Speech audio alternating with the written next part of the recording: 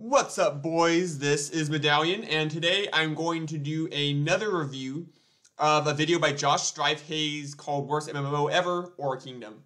And what's actually kind of funny is Aura Kingdom is the only other MMO I play, weirdly enough, and it's totally unlike School of Dragons. But it's kind of a long story of how I got involved with Aura Kingdom, but basically one of my friends from School of Dragons introduced me to it, and that's how I got started on it. And so I've just kept on playing it. It's a lot different from School of Dragons. But what's funny is both of these videos are something Josh Strife Hayes has done a video on. And I don't know if it's just I always pick terrible MMOs or Josh is just desperate for good content. So we'll watch this. This is the first ever time I've ever watched this video. And I'll kind of give you my feedback on it. And we'll see exactly what happens here. I don't really know what to expect. But yeah, let's start. Let's see what happens. Here we go. This game has all the things I hate. Needlessly sexualized tiny child class, extortionately expensive pay-to-win cash shop, completely irrelevant meandering plot where you are the super special magical chosen one and can fix everyone else's problems, and yet, even with all of this terribleness, it's actually surprisingly good. Okay, just from the beginning, yeah, there's only one class of small children. So we'll talk a little bit more about classes later. Or hopefully he will. I don't know. I'm assuming he will. And yes, but every character in this game is sexualized. Like, unfortunately, that's just the way it is. I don't think there's really a meandering plot. I thought the plot line was actually really good. Hopefully he'll go more into that. And then he said at the end that it's surprisingly good, and I would agree with that. But let's keep on going here. Ladies and gentlemen, welcome! I'm Josh Strife Hayes, and this is Worst MMO Ever, a series where I play the worst MMOs I can find so you don't have to. Today we are playing Aura Kingdom, a free-to-play cutesy anime MMO published by Area Games and now somehow related to GamerGo because it's a mediocre MMORPG on the verge of dying. Of course GamerGo are somehow involved. The simplest way to explain what this game is about is to show you the Steam autoplay video which advertises the new gender. Not race, not class, gender. And that gender is chibi. Okay then. Launch the game, sign up, and it stutters. That is kind of weird. I don't know what you would call a chibi a gender. That's just the advertising on Steam. I have no idea why. A bit and doesn't crash, but then the splash screen appears and I kinda wish it had crashed. The first thing that really stands out is there's no sound. At all. Sound, both background music and effects, are turned off by default, and you can only turn them on from the main menu accessed from the game, so the opening is completely silent. You start off by choosing... I don't know if it's different for people on Steam or something, but for the, I use the version you just download from the website and it just runs on your computer. And the audio was definitely on for the first time I played, so, in fact, it blasted me. So, I don't know if this is like a Steam thing or whatever, but that's not the case all the time. Choosing a class, and to the game's credit, there are a surprising amount to choose from, and they're all labelled as tank, healer, melee DPS, or range DPS, which is nice, and some of these look really cool. I kind of like the almost cel-shaded graphical style. It's flashy, but not overwhelming, still detailed enough to appreciate what's going on. Now this class looks cool, a range DPS that fights with a guitar using musical notes. Oh hell yes, let's be that, and nope, it's a premium class. Well, that's a shame. Okay, you know what, let's try out the... When he says premium class, I'm not sure if he fully understands exactly what is going on. When I started playing Aura Kingdom, the guitar class was not actually part of the game. That was added on later on. And I actually was really excited about it and got it pretty quickly after it came in. It's not a premium class, you just can't have it as your first class. And I'm not sure why exactly it is. I think it's because it has to start on level 85. That's just what a guitar class does. I don't exactly know why, but I have a guitar class, I got it, and I haven't spent a single cent of real money on Aura Kingdom. So, yeah, it's just I just don't think you can't be your first main character, as far as I recall. It's not that you have to like actually pay any money or something like that. New class they advertised earlier, the Star Caller. Ah, okay, this was the chibi class. You can't be any other gender, you are chibi, deal with it. First issue... Well, so there's actually the chibi class, which is the, has these little dolls, and you fight with this little doll. And then there is the, now I can't remember, you fight with nunchucks. Yeah, I can't remember the name of it, but there's a equivalent small male class, that you fight with nunchucks. Now we choose our Eidolon, a magical companion which accompanies us throughout the game. You've got a few choices, but I'm going with Extreme Blade Head Unicorn. One issue, however, when you do this. On the left-hand side, there's a text box with some info about your selected Eidolon, but there's an advert for the game's Discord channel floating over it, and you can't move the Discord advert, and you can't get rid of it, and there's no way I'm clicking on it, because can you imagine being in a Discord of hardcore Aura Kingdom fans? I don't think I want that. The game starts. I actually went onto the Discord. I just wasn't really interested in it. There wasn't anything, I didn't have much to say in it, and it wasn't that helpful in like information. So I left it. But as far as I can recall, when I first started the game, there wasn't any Discord thing over that. I wonder if that's just a new feature perhaps, or if that's just for Steam. But that definitely wasn't there when I first started Aura Kingdom. Starts and we are instantly thrown into a quest dialogue screen. Kind of a strange way to start your game. Quite a few windows at odd angles. Not really the smoothest transition from character creation to gameplay, but okay. Anyway, W and S move forward and backward, A and D swing the camera around. You can also left click to move, and spacebar is jump. But as we'll see later, you don't need to jump because you can just climb sheer surfaces by walking at them. First on, the audio is still off, so I open the menu and everything is muted by default. Why? I turn it back on and we get some ambience at least. Before I start, the screen seems quite busy, quite cramped. The hotbars are actually overlapping each other. Some text is spilling from the boxes, and this is natively how it opens. And what is this tiny thin line on the right-hand side about halfway up? I'd assume this is where an active quest list would be, but it's about a line 2 pixels thick. As I said before, this never has happened to me. Like this giant box here to the left, where like chat and stuff happens, never was that big. I don't ever have overlapping little skill boxes here. The quest thing isn't weird, wonky like that. I don't understand why that is. I have no idea, because that's never happened to me before. Thick, and clicking on it, yeah, starts an auto run to the next quest. Is this a glitch? So I fiddle with the settings and get the game running in 1080 native, and now things are looking better. We have a quest right at the start. Ah, brilliant, an intro quest. Let's read some dialogue. Right, I need to use my skills to show an attitude. And the game says I can open the skill list with K. So I need to respond to this character with a skill and show attitude. Okay, no problem, that's just an emote response quest. I can do this. So I open the skills list with K. And there the skills are. Maybe I'll have a look in the general skills. Yep, there they are, all of the emotes. So I try a few. And nothing happens. No real effect on the quest there. I make sure I'm clicking on the NPC, I've got them targeted, and what does the provoke emote do? Oh god, oh no, why did she bend over so far? Oh no, why is her skirt so short? Oh god, I'm going on another list, aren't I? Designers, please, if you want to add a little girl class to your game, that's fine, but don't put her in a miniskirt by default. Some of us don't want to go to jail. Okay, I'm gonna level with you. Don't want to go to jail. That's actually not that bad. I agree, and in fact I've never done the chibi class for this exact reason, and I think it has a different beginning quests and everything, so I think maybe this is why he's a little confused, because all the beginning quests I've ever done for all of my classes I've done, I have like 4 characters. I have the whip, the cannon, the guitar, and then the guardian, the sword and shield. And none of them had this beginning. I think this must just be a chibi-specific beginning storyline. This is the first quest, and I'm actually stuck. The quest needs me to respond with a skill. I have opened the skill menu as the text box has told me to, and I've got the emotes selected, and they're not doing anything. I've typed happy, sad, angry, nothing worked. I've done all the dances, and there are a hell of a lot of dances, and look, in the top right, the icon... He is right about there being a hell of a lot of dances, and unfortunately it is pretty common that there's some sort of quest that's confusing or you don't understand, especially the ones where you have to like do an emote or like an attitude or something like that. I have to admit that is fairly common. Like he's got a point there. For sit.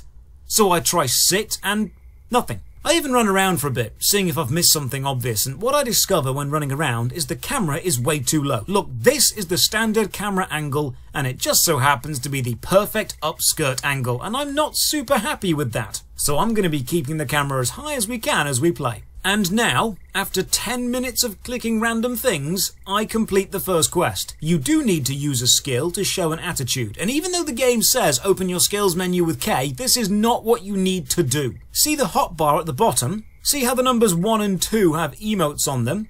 You must perform one of those emotes from the hotbar, not from the skills menu the game tells you to open, the hotbar, to finish the quest. With the toughest first quest ever finished, you can open the quest log with L. The quest log is actually laid out really nicely, and clicking on your next objective, yep, starts up the good old auto run. I know you're meant to be a chibi, but why is your character so low down in the chat box space? There is so much empty space above them. Can we get these characters a box or something to stand on? Just move them back up so I can see them. And why, good God, why does your quest tracker list on the right...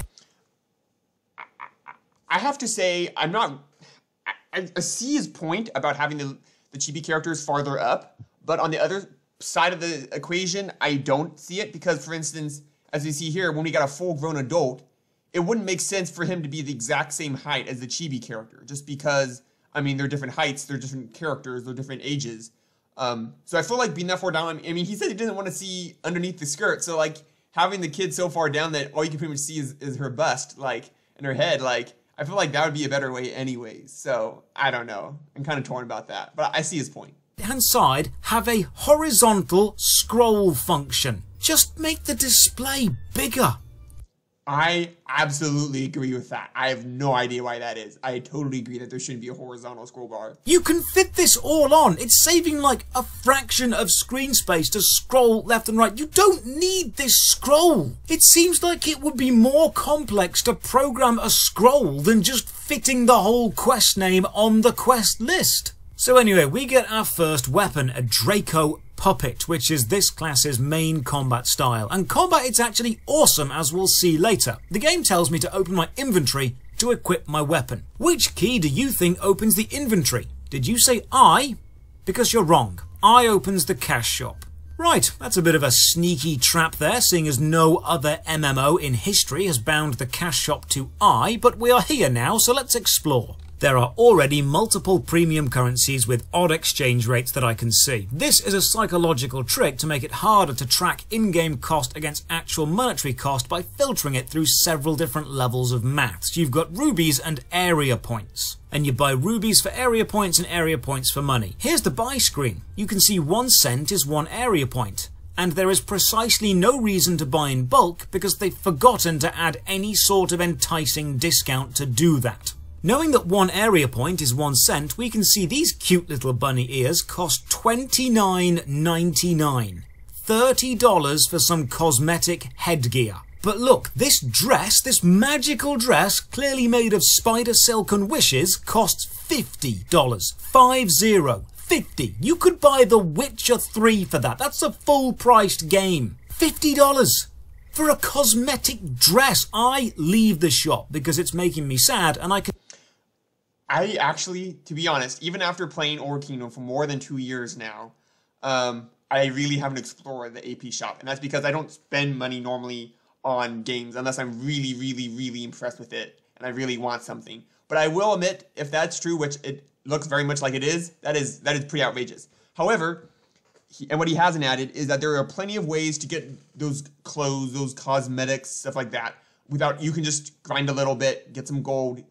Hopefully he'll play far enough into the game to be able to actually do that sort of stuff. But you can get all the cosmetics you could possibly want just by playing the game normally and not having to grind too much. Continue questing. I'm trying to read all the dialogue, but it reads like bad fanfiction. I'm talking Tumblr levels of My First Fantasy fanfiction levels of bad. They don't bother showing character reactions despite having graphics, they just explain them, and the chat box is a mix of description and spoken responses. It's awful. It's hitting all of the terrible tropes. I'm amazed we haven't had eyes described as orbs yet or been told someone smirked at everything. Some games don't call it an inventory, they call it a backpack, so I press B seeing if this opens it, and it does open the window I wanted to, but it's not called backpack, it's still called inventory despite needing B to open, which is just confusing. I'm sent to kill some rats, and so... I think I said this in my other video when Josh did a video on Skull of Dragons, I don't really understand all of his key bindings. I normally just click on the buttons, the backpack, or the armor, or the whatever. I don't normally use key bindings just because I'm not a huge fan of that. And the key bindings I do want to use, you can just change. In the settings, you can just change the key bindings. So I just don't fully understand his problem with all the key bindings. You can easily change it if you're that annoyed about it. Combat begins, and honestly, combat on the Starcaller class is really good fun. Your weapon is a tiny teddy bear, which can turn into either a hammer or a grenade launcher, depending on what you want to use, and whenever you smack an enemy with the hammer, you build up melee points. And whenever you use the gun, you get ranged points, shown by the little winged icon on the left, and when the icon is full of points, whatever variation you filled it with, you can absorb the power and it enhances all of those attacks for a short time. And if you can keep the meter equal between melee and range, you can perform a powerful sky laser attack, and honestly, combat is just surprisingly satisfying. The hammer feels solid. The gun feels chunky. The animations are flashy but not overwhelming or garish. It's responsive. This actually feels really nice to play with. I kill some stuff, gather some flowers. The fighting animations, the fighting style is actually a lot of fun, and there are so many ways to increase in different stats. There's like a bazillion different stats. And every class has a lot of fun. My favorite, and this was my first class I ever did, was the Grenadier class, which is basically you're holding a giant cannon. And you fight with that. And that is a ton of fun to play with. Absolutely just a blast to play with. Much more fun than, for instance, School of Dragons, which really doesn't have a fighting aspect to the game. And I'm thinking, you know what, visually this game's actually really nice. The environment is lovely, the enemies look great, the combat animations were fluid. This is decent. And just as I'm relaxing into it and appreciating what it does well, I level up. And I get some new skills, but this also makes all of my current skills duplicate on the hotbar. I have replicated hot skills. What a strange bug. This quest has me drink some tea and then the screen goes all dark and we get this ominous text. Ooh, plot development. Okay, graphically, especially environmentally, this is really nice. I love how fleshed out this feels. The edges of the path feed into the natural lay of the land. There are lovely blues and purples and bright oranges mixing with the muted greens and browns of the floor. This feels handcrafted. There are loads of small touches like foliage and tree roots and skeletons and flowers and mud clumps and vines, and there's a lot going on in the environmental design, and all of it is just really nice to look at. The lighting, the sightlines, the waterfalls, the pools, the placing of objects feels handcrafted and boutique, and it feels pleasant. Foxes and then use their hides to craft a water skin, and this is great. It's introducing the crafting aspect within a quest that requires crafting, and it links crafting to something we've already done and understand. In this case, combat, showing us how the game systems all interact. We are collecting the crafting materials from the enemies and using them to make something and interacting with a quest person. This is brilliant. This is a great way to introduce new mechanics into a game, link them to an old mechanic. We heal the almost dead dude and he introduces himself as Eben, and then we get attacked by 2 nipple rings attached to a giant red blob. I see, a mini-boss, and it's using red AoE attacks. Oh, fantastic! Okay, I'm ready for a fight. Let's do this! And it's dead. Wow. That was extremely disappointing. And what do you think we... I loved how he described that spider. That's pretty funny. And I haven't seen most of these quests because I've never done the Chibi class, so apparently it has some new opening quests, which is kind of interesting. Yeah, that is one of the interesting parts about Aura Kingdom, is some of the quests or some of the dungeons are really easy, and sometimes the quests or dungeons are super, super difficult. And so, for instance, this one was super easy, but I don't know how much farther he'll play in the game. But then eventually he will definitely come across a dungeon or a character that's super hard to defeat. And I feel like there should be a point where it's pretty medium hard all the time. But the problem with that is it depends on your character and how much you put armor on and how good your weapon is and stuff like that. So it might be super easy for one person, but super hard for the other person who wasn't aware of or didn't equip the correct armor or just stuff like that. So the fact that Aura Kingdom has to, work with all of the different possibilities of the characters and how overpowered or underpowered they may happen to be, is actually really difficult. So I can understand why sometimes it might be really easy or sometimes really hard. How else? I mean, you wouldn't want people that just are learning the game to have a super hard monster, because then it would just discourage them from continuing to play on. So it sort of makes sense why it'd be super easy to win. It makes you feel pretty good. So I don't know. We'll see about that. We get for killing the mini-boss. That's right, we get an ostrich. So this ostrich is Eben's mount. We load up his wounded body onto it and send him back to camp. I also explore the Envoy level up grid. You can spend level up points to choose the skills you want to increase. It's a decent enough system which allows for, I'm going to assume, freedom of builds in the long run. Back at the village, another quest needs us to choose another attitude response. I'm feeling my character is a bit bossy and would stand her ground, so I choose the more aggressive of the responses, and my character then says in a text box above her head, "I hope you go to hell after death." Okay, goddamn game, wow, I was expecting like a little bit of attitude, not an actual curse. Chill. So we need 5 antlers, which means it's time for some reindeer death. And as for the UI, once at the correct resolution, it's fine. It's graphically consistent, it's not flashy or garish, it's understandable, windows can be moved and resized. Yeah, this is fine. And again, combat is great. I'm actually annoyed there hasn't been more combat yet, because this is so far the best part of the game. But again, just as I'm getting into it, another issue. I open the character sheet, and I equip some new armor, and my character does not graphically change at all, because it seems armor doesn't have any graphical power. Only your costume does, and you start with the basic dress costume. You can take that off, but I feel if I did that, I'd be fast-tracked onto even more lists. So... I mean, it's a good thing they at least have some undergarments. That, if they didn't, that would be horrible. But it's actually somewhat common for people to take their clothes off and just run naked, basically.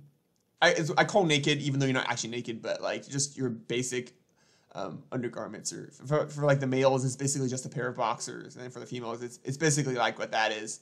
But of course, the normal female character is a little bit taller. But I have never thought about that the armor doesn't actually have any graphical purpose.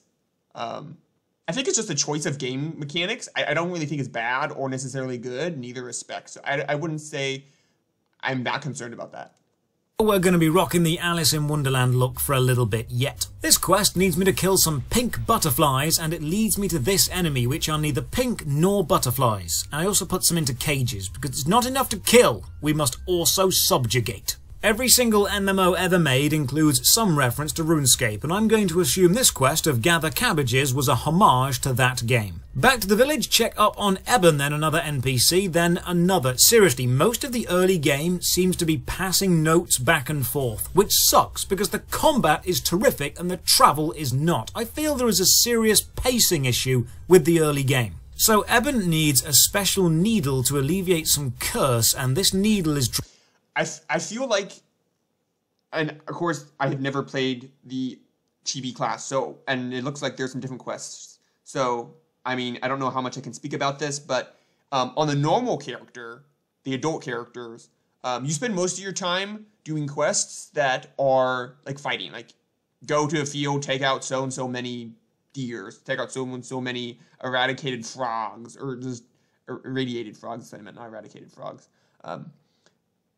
So I feel like normal quests spend a lot of their time doing fighting, but there are some quests where, of course, you deliver notes or whatever. So, I mean, maybe it's just the chibi class happens to be doing more of this than fighting, but...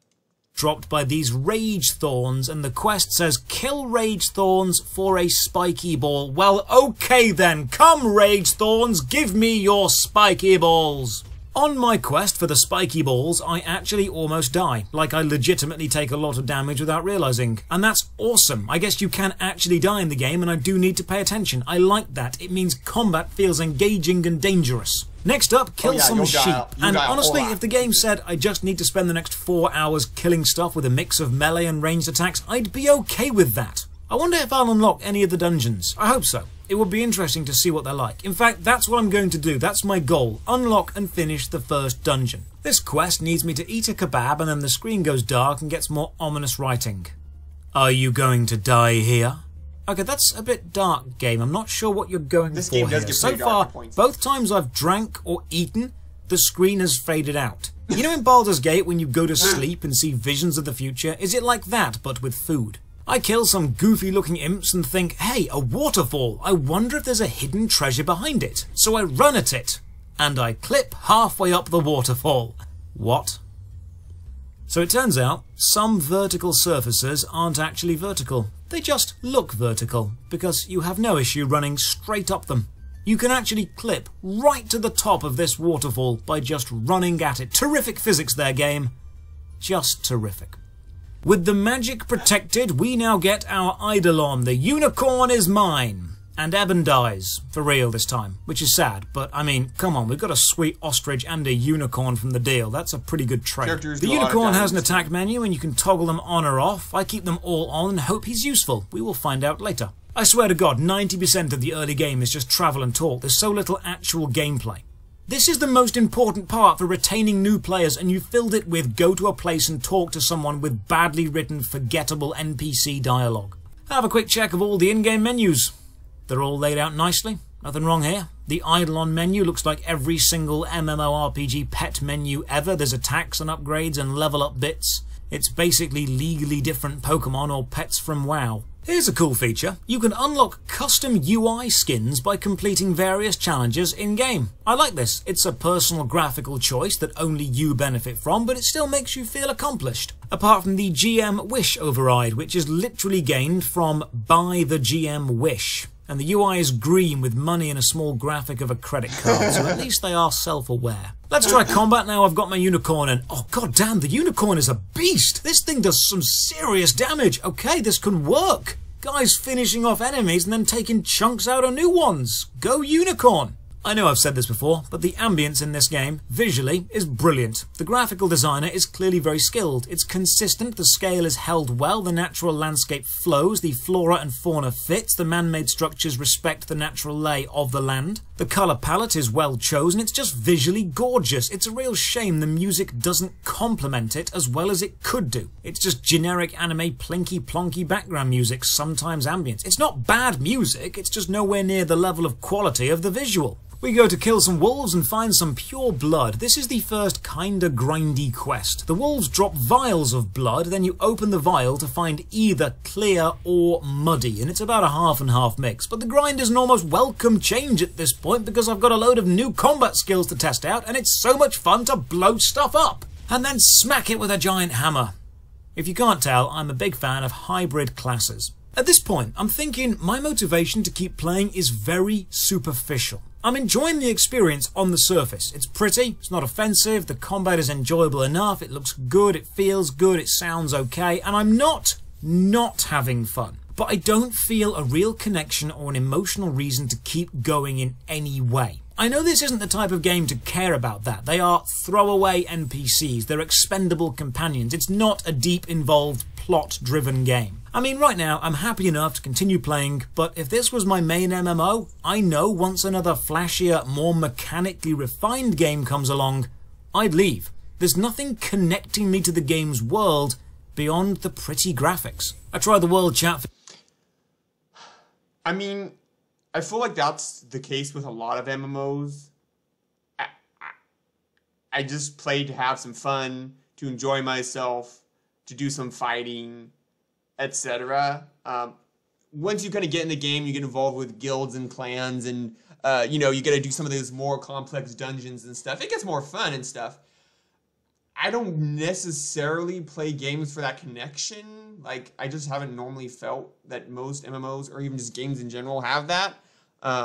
So I don't know what to say. But if that's his thing, then yeah, I can understand that. Feature, but it's a game where you need a megaphone, a premium consumable item used up every time you broadcast a message, and I don't have one. It's a shame because I was hoping to find people to chat to. I have not seen anyone new so far. God damn, the environment truly is gorgeous, and the camera work is great. I mean, unless you... The reason why he hasn't seen anyone new so far is because you can see up there at the top right of his screen, there's a little like outline of a person. You have to click that. It needs to be a little dotted dashed line to turn on other players. If that's not on, you won't ever see the other players. They'll still be there and they will still chat in the chat box, but they won't you won't be able to actually see them. you happen to have the camera on the exact water level, then it does this. Every time a good moment happens, the game reminds you that it sucks in its own magical way. Kill some tiny dragons, get some quest rewards, and while I'm grinding this quest line to get to a dungeon, let's just read some reviews and see what people think of the game in general. 319 hours. Good. 2,443 hours. Don't do it. It's a safe bet. Not a hardcore MMORPG like the big names, but still enough to have a good time. 649 hours. Not recommended. The game is great. 1,312 hours. Most easiest MMORPG I have played. This is similar like Sword Art Online games. And this review, which I'm going to be honest, worries me a little bit. 19,823 hours. After 15,000 hours, I give this game a solid 3 out of 10. Back in the game. I think I've played around 1,000 to 2,000 hours. I would say the game is. I mean, I'll probably save some of my main points for the end. But all of those reviews have their points. I would say though it's a little weird that he just I wonder if he just kind of pick and chose some of the reviews. I don't know, especially when you're showing reviews. It kind of ticks me off a little bit when a lot of YouTubers do just the reviews, because they're obviously just picking reviews that seems to back up what they want to imply. And so I really just don't like it when people try to point out the reviews. So I'm gonna say I'm not a huge fan of what he just did, but okay, oh well. I'll talk about it later. Oh, also I've unlocked a special move which actually causes a small in-game cinematic to happen whenever I use it, and yeah, this just feels really awesome. Combat is so far fun. Mixing attacks is great. It feels rewarding, and knowing that I'm filling that meter up with each attack is giving me that pseudo combo feeling. Every attack matters and links and combined, so I've got 4 levels to grind out. Let's do this! Oh, another main questline boss, an evil demon queen haunting some ruins. Let's do this! And she's dead in 1 hit. Okay, some feedback, game, and I'm going to try and put this as politely and as gently as I can. Your mini-bosses are shit. Make them harder. I arrive... I want to see how he's going to do the dungeon. He just hasn't gotten far enough to actually have a dungeon or a mini-boss. That's really hard. Or it could just be that he's artificially well off. Like maybe he was just really well aware of the armor and stuff he needed and he equipped it very well. I don't know. At the first major city to be greeted by an absolute wall of lag. God damn, this is laggy. I hope I am not here long. Have a quick chin wag with the Pope. Navia is always laggy, and that's because there's so many players always there, and I believe it's only one server. There's normally 4 servers, 1, 2, 3, and 4, and people will be on different servers, but I think Navia's all servers are... Navia's just one server, so everybody that's there is literally on that same server, so it gets pretty laggy at times. But he obviously still doesn't have his players on, so you can't see his players. It's better to turn your players off when you're Navia, so the lag's not so bad. But that is annoying. Obviously, I'm not sure why they do it the way they do it, but that is the way. I think it's probably because Navia is supposed to be the main city, and so, or maybe it's Navia or Navia, I don't know. It's supposed to be the main city, so you want to see lots of other players going around, and I think that's probably why they put it all on one server. But yeah, it does make it pretty laggy. Hope, and then set off to distribute some flyers to people, but the game doesn't check who, so you can give the same NPC all 6 flyers and still finish the quest. I explore around a bit and find the first dungeon. I even run into the door to open the menu and no, it's not listed. Seems level 28 is the minimum level to get in, so let's get grinding. Killing these stone golems is actually quite fun, because they have a lot of health and do some decent damage to me, and this isn't just a face roll fight, and I actually genuinely die after aggroing too many enemies, so death just sends you back to the nearest town. That seems pretty fair to me. This game is actually quite good. Like, it's not brilliant, but it's not bad. I mean, the auto pathfinding even works across maps. It helps you find the nearest teleport to another map. So navigation is pretty damn easy from anywhere to anywhere else. I know normally the weapon and armor vendor NPCs in MMOs are useless, but this shop does actually have a weapon better than mine, but it's also level 28. So I'm going to grind 28, grab the weapon, and then go to the dungeon. And while quests give a load of experience, I've actually exhausted all the mainline quests up to this point, and grinding enemies, my only reliable option, does not give a lot of experience. I've only got to make 3% to the next level, and it is slow going. I can imagine this becomes a grind fest when you run out of quests. Hit level 28, grab the new weapon from the shop, and make my way back to the dungeon. So in the dungeon, camera's a bit awkward and tight in the enclosed space. And the ambient music and the actual music do that thing of starting and stopping randomly, but despite the flaws, the dungeon experience, even solo, was actually really fun. A few smaller mobs to mop up first, some directions to take, and then some mini-bosses with AoE attacks, timings, movements. I had fun here. And the final boss of the dungeon was actually a challenge. I had to drink potions, I had to dodge, I had to use my cooldowns. I enjoyed this fight. So let's wrap it up. Yeah, Aura Kingdom 1, it's actually pretty high quality when you look at it. The graphics are super stylized and really consistent, and personally I found the environments stunningly beautiful. The music isn't bad, but it doesn't reach the same level of quality as the visuals. The class variation at the start seemed impressive, and the combat, at least on the Star Caller I played, was really satisfying. The plot sucked, but it's an anime MMO. The plot isn't the focus. It's a mechanics-based game, not an emotional game. And mechanically, it's not awful. The cities felt alive, even though there were no players, because enough NPCs were walking around doing their own thing, and there's a load of skill systems I didn't even try to get into. The menus all seemed polished. This has clearly been made with a high level of skill. I mean, the cash shop opens with the I key, and there's a $50 dress, so it's definitely not good, but it's not bad. And that's my issue. It's not bad enough for a mocking joke score, but it's also not great enough for an endearing joke score either. It's just a perfectly acceptable, probably 7 out of 10 game. And when I checked Steam, they agreed. 7 out of 10. That was the rating, so I guess that should be mine as well. Aura Kingdom, 7 out of 10. It's not bad. It's not great, but it's not bad. I think I agree. 7 out of 10, I think I kind of have to agree. He obviously didn't get nearly far enough into the game to get into all the awesome parts of Aura Kingdom, just with the 101 different, like, there's defense, attack, critical chance, critical damage, penetration. There's just so many different skills, options, menus, games, guild events, sky tower, fishing, crafting, food making. I mean, there was so much more to this game than Josh was able to cover in this video. He just didn't get nearly far enough into it. But I feel like, as opposed to School of Dragons and what he had to say about that game, and then looking at Aura Kingdom and what he had to say about this game, I feel like he was a lot more on point with a lot of his comments. I feel like a lot of his comments were reasonable and more well-informed. So I agree with him on pretty much all of his points. There was a few things I pointed out that seemed a little wonky, and I'm not sure why at the beginning of the game a lot of his like UI and the sound and everything was kind of off. I'm not sure if it's just Steam or whatever, because that didn't happen to me. I think he should have also tried out a few different classes and stuff, but apparently he's just kind of grinding out these games and not really spending a ton of time on it. So I can see why this happens. But anyways, yeah, I feel like he did a much better job this time reviewing the game. Overall, not a bad review. I think that's all I have for today, but as always, definitely subscribe and like the video. I'm trying to reach 100 subscribers by the end of the year. If we do, I'll be doing a face reveal.